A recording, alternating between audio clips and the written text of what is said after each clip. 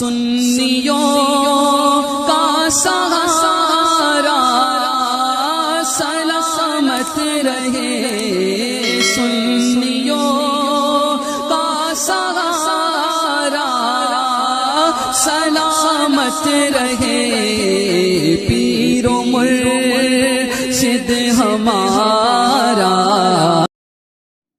رب کعبہ کی بارگاہ میں دعا ہے، مولا اپنے حبیب صاحب لولاک صلی اللہ تعالی علیہ وسلم کے صدقہ طوفین ہم تمام حاضرین اور سامعین کو تو ماہ ربیع الاخر کی برکتوں سے بھرپور مالا مال فرما۔ میرے کریم، اس سال دنیا بھر میں رہنے والے جتنے تیرے بندوں اور بندیوں نے تیرے محبوب صلی اللہ علیہ وسلم کی 12ویں شریف منایا ہے، اور جو سیدنا سرکار غوث اعظم کی 11ویں شریف منا رہی ہیں، انہیں دنیا اور آخرت دونوں جہاں میں اس کا بہتر اجر عطا فرما، اور ہماری قیامت تک آنے والی تمام نسلوں کی گردن میں بھی سیدنا سرکار غوث اعظم کی غلامی کا پٹا ڈال دے۔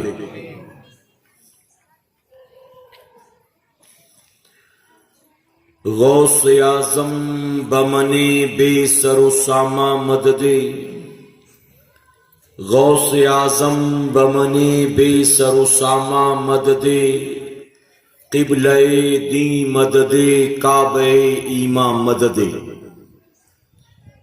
ہمارے دین کی حقانیت کے یہ دونوں شاہد ہیں، ہمارے دین کی حقانیت کے یہ دونوں شاہد ہیں، معین الدین اجمیری، محی الدین جیلانی۔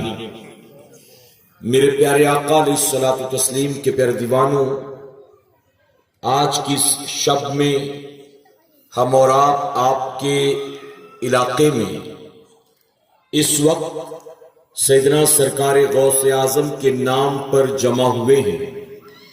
اللہ رب العزت کی بارگاہ میں دعا ہے کہ میرے کریم، محفل سجانے والوں کا سجانا اور ہم تمام کا یہاں آنا قبول فرما۔ میرے پیارے آقا علیہ الصلوۃ والتسلیم کے پیارے دیوانوں، فرمایا گیا کہ انبیاء کا ذکر عبادت ہے اور اولیاء کا ذکر یہ گناہوں کا کفارہ ہے۔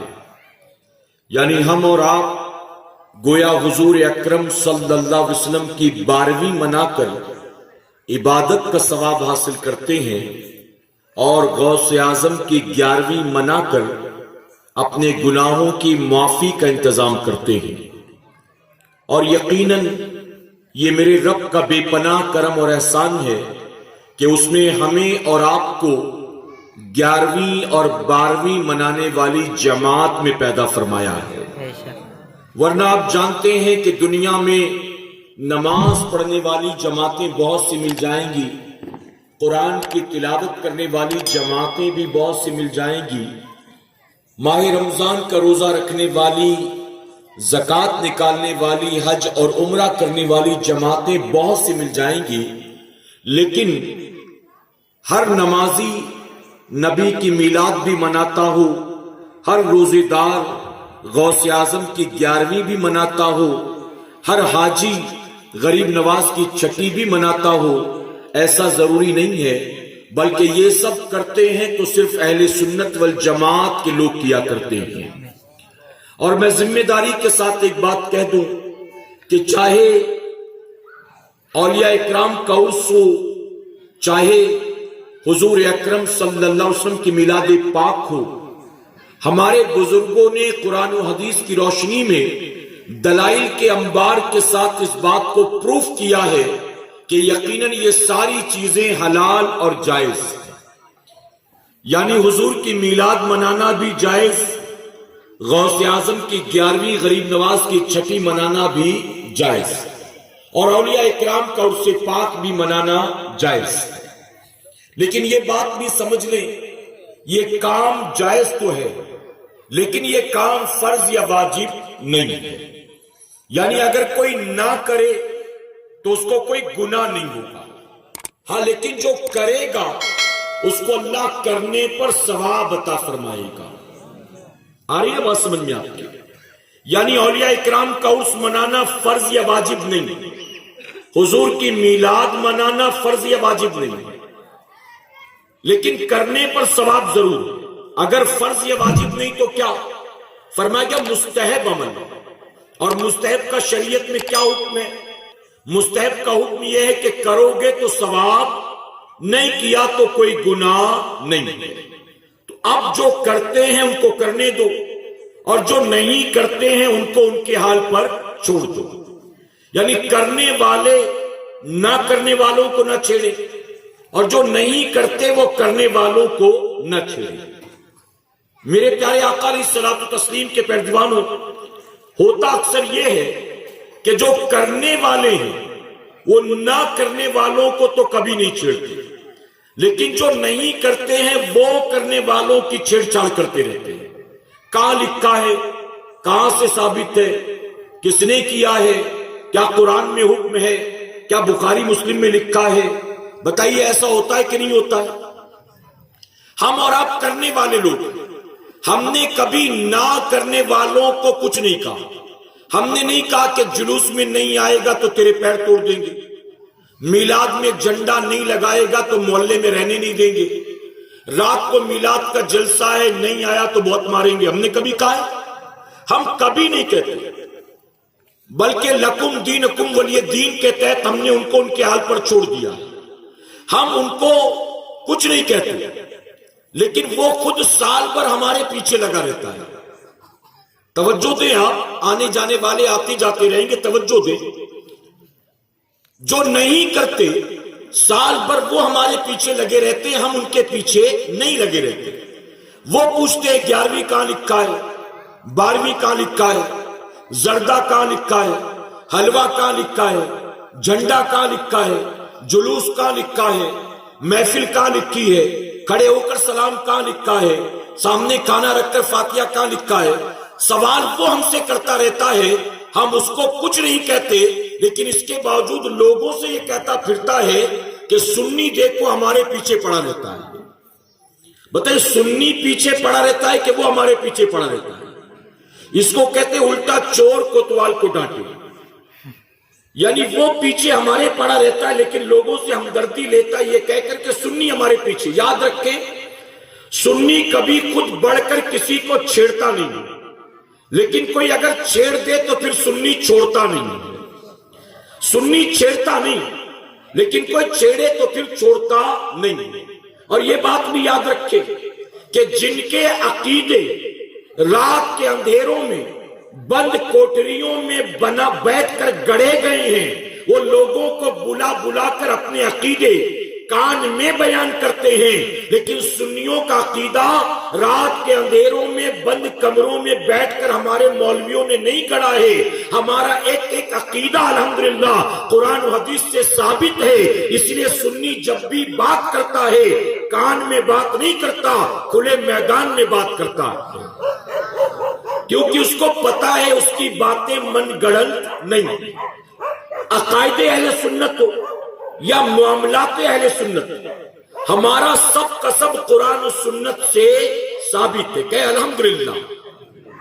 میں جہاں بھی جاتا ہوں ہندوستان میں باطل عقائد والوں کو چیلنج کرتا ہوں اور اپنی قوم کے جوانوں کو مطمئن کرتا ہوں۔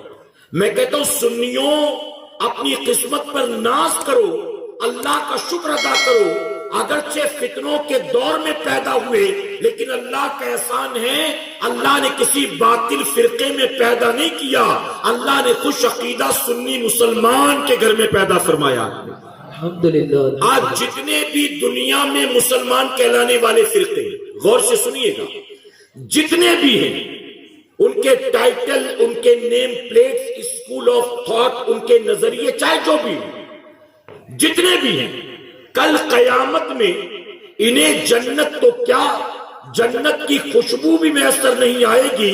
اگر جنت میں جائیں گے تو غوث و خواجہ والے جنت میں جائیں گے۔ اس لیے سنیوں مطمئن رہو، اللہ کا شکر ادا کرو۔ اللہ نے چکرالویوں کے گھر پیدا نہیں کیا، بوچالویوں کے گھر پیدا نہیں کیا، नेचरवियों के घर पैदा नहीं किया, कादियानियों के घर पैदा नहीं किया, अरे शियाओं, बोरियों, खोजाओं के घर पैदा नहीं किया। अल्लाह ने सो कॉल्ड अहले हदीसों और अहले कुरान के घर में पैदा नहीं किया। अल्लाह का एहसान है, अल्लाह ने उस जमात में पैदा किया है जिस जमात में गौसो ख्वाजा पैदा हुए। सुभान अल्लाह, सुभान अल्लाह। मैं डंके की चोट पे कहता हूं, अहले सुन्नत वल जमात के हक होने की सबसे बड़ी दलील ये कि शुरू से लेकर अब तक जितने वली पैदा हुए अल्लाह ने सारे इसी जमात में पैदा फरमाए। आपको किसी फिरके में कोई मखदूम नजर आता है, ख्वाजा नजर आता है, गौस नजर आता है, मजजूब नजर आता है, पीर फकीर दरवेश नजर आता है? कहीं कोई नहीं मिलेगा, सब मिलेंगे तो यही मिलेंगे। और जानते हो सब यही क्यों मिलेंगे? उसकी वजह के जो अल्लाह का वली होता है वो बेईमानों के घर पैदा नहीं होता, अल्लाह का वली ईमान वालों के घर पैदा होता है। सुभान अल्लाह, सुभान अल्लाह। तो सुन्नी अपनी किस्मत पर नाज करो, कहे अल्हम्दुलिल्लाह, अल्हम्दुलिल्लाह कि अल्लाह ने हक जमात में पैदा किया। अल्हम्दुलिल्लाह। हक जमात में जानते हैं, उलमा भी मौजूद है, एक बात अर्ज कर दूं, बहुत सालों के बाद इस तरफ आना हुआ, फिर पता नहीं आइंदा कब आना हो, चूंकि रोजाना बातिल फिरके तेजी से फैल रहे, देख रहे हैं ना आप, तेजी से। आप जानते हैं इसकी वजह क्या है? आपने कभी गौर किया है? ये जितने भी फिरके फैल रहे हैं, बढ़ रहे हैं, उनसे ज्वाइन होने वाले लोग कहां से रहे, कहां से आ रहे?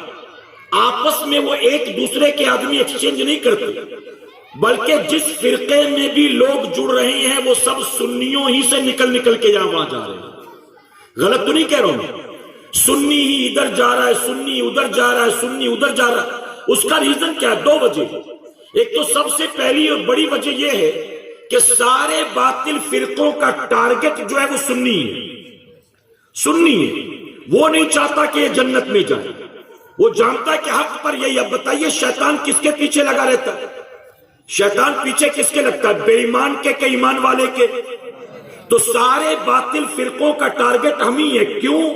उसकी वजह कि उनकी नजर में हक पर हम ही है और हक से हटाना हम ही को है, इसलिए सबका निशाना हम ही बनते। और दूसरा रीजन क्या है? दूसरा रीजन हमारी और आपकी दीन से दूरी, हमारी और आपकी मसाजिद से दूरी, हमारी और आपकी उलमा से दूरी, हमारी और आपकी नमाजों से दूरी, हमारी और आपकी कुरान और हदीस से दूरी।